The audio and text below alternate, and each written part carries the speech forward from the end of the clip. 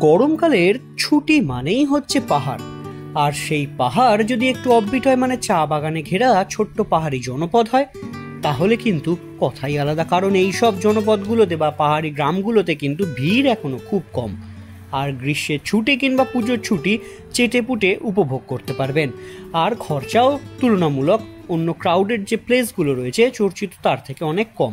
আর অল্প দিনের মধ্যে পাহাড়ের ভ্রমণের ঠিকানা বলতেই উত্তরবঙ্গ। আর আজকাল অনেকেই আবার ভারত ভুটান সীমান্তে অবস্থিত যে পাহাড়ি ছোট ছোট জনপদগুলো রয়েছে সেইখানেই ছুটির ঠিকানা হিসেবে বেছে নিচ্ছেন, কারণ সেখানে ভিড়ভাড়টা কম, প্রকৃতিকে দারুণভাবে উপভোগ করা যায় নির্ঝঞ্ঝাটভাবে। আর এই তালিকায় আরও এক নাম অ্যাড হয়ে গেছে বা রয়েছে, সেটা হচ্ছে সামসি। কথা আপনারা এই বেড়াতে যাওয়ার জায়গা হিসেবে ভাবতে পারেন। শিলিগুড়ি থেকে মাত্র 82 কিলোমিটার দূরেই সামসি। আর ডুয়ার্সে যে বেড়াতে যাওয়ার জায়গাগুলো রয়েছে সেগুলো কিন্তু বেশ ক্রাউডেড এবং সেখানে খরচাও বেশি। সেই তুলনায় সামসি কিন্তু অনেকটা আলাদা, কারণ এখনও সেভাবে জনপ্রিয়তা পায়নি। পর্যটকদের ভিড় কম, খরচাও কম, আর প্রকৃতি কিন্তু খুব সুন্দরভাবে এখানে আপনারা উপভোগ করতে পারবেন। গোটা অঞ্চল সবুজে ঘেরা, আর চা বাগানই হচ্ছে সামসিং মূল আকর্ষণ। সবুজ চা বাগান, তার মাঝখানে এই পাহাড়ি গ্রাম।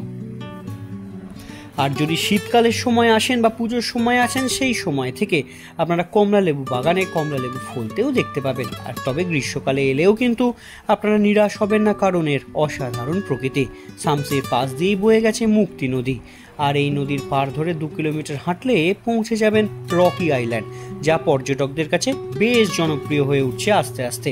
এছাড়া সামসি থেকে 4 কিলোমিটার দূরে রয়েছে সাঁওতাল খোলা, সেখানে অবশ্য থাকবারও বন্দোবস্ত রয়েছে। আর এই আপনাদের বেড়াতে যাওয়ার প্ল্যানে এই সাঁওতাল খোলাকে কিন্তু অবশ্যই রাখতে পারেন। আর চাইলে এখান থেকে নেওড়া ভ্যালি ট্যুরটাও কিন্তু করে নিতে পারেন। এবার বলি কিভাবে যাবেন। ট্রেনে চেপে আসতে গেলে আপনাদের চলে আসতে হবে নিউমাল জাংশনে। সেখান থেকে মাত্র 45 মিনিটের রাস্তা এই সামসি। এছাড়া শিলিগুড়ি থেকে চাইলেও আপনারা কিন্তু পৌঁছতে পারেন, শেয়ার গাড়ি করে চলে আসতে পারেন চালসা, আর চালসা থেকে গাড়ি পেয়ে যাবেন সামসিংয়ে। চাইলে প্রাইভেট গাড়ি ভাড়া করেও পৌঁছে যেতে পারেন সামসিং। এখানে থাকার জন্য বন দপ্তরের লজ রয়েছে। তবে তার আগে আপনাদেরকে একটু কীভাবে পৌঁছবেন তার ট্রেনের ডিটেলসটা বলে দিই। 13149 কাঞ্চনকন্যা এক্সপ্রেস ডেইলি, এটা আপনারা বিধাননগর রোড স্টেশন থেকে পাবেন 8:45-এ, যেটা কিন্তু আপনাকে সোজা নিয়ে চলে আসবে নিউমাল জাংশনে। এছাড়া শিলিগুড়ির জন্য প্রচুর ট্রেন রয়েছে, দার্জিলিং মেল, পদাতিক, যে কোনো একটা ধরে নিতে পারেন। সামসি থাকার ব্যবস্থা বলতে গেলে রয়েছে বেশ কিছু। সাঁওতাল খোলাতে থাকবার জায়গা, তার থেকেও সব থেকে বেস্ট হচ্ছে আপনারা বন দপ্তরের লজ পেয়ে যাবেন। সামসি ফরেস্ট রেস্ট হাউস 8145584286, আর একটা নাম্বার 9434860604। আর যদি সাঁওতাল খোলার দিকে থাকতে চান তাহলে সেখানে রয়েছে সামসি WBFDC ট্যুরিস্ট লজ, তার জন্য 8436067137 এই নাম্বারে কোয়ারি কিংবা বুক করতে পারেন। তাহলে কি ভাবছেন, এই গরমে না পুজোর ছুটিতে কোন সময় আপনারা এই অফবিট ডুয়ার্সের সামসির প্ল্যান করছেন? অবশ্যই কমেন্ট করে জানান।